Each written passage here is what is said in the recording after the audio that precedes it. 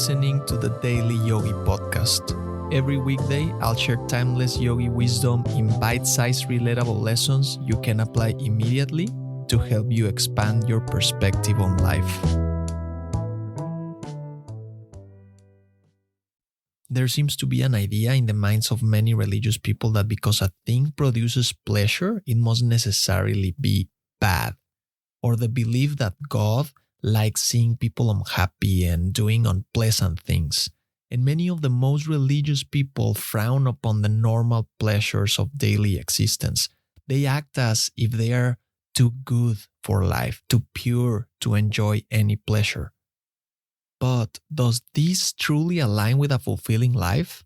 Is joy something to be feared or avoided? The truth is, pleasure is a natural part of the human experience.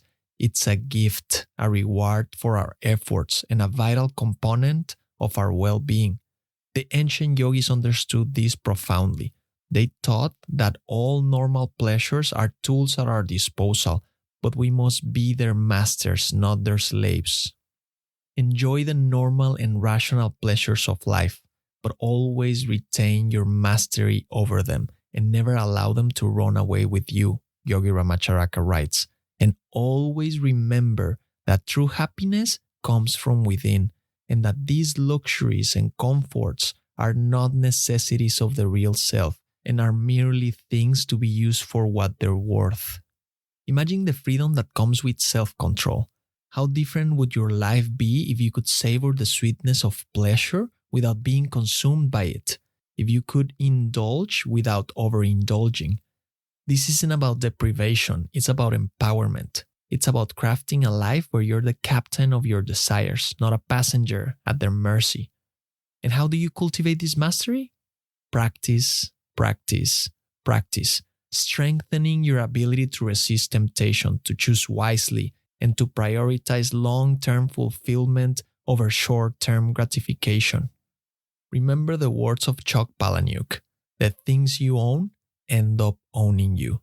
This applies not just to material possessions, but to any pleasure that controls your life.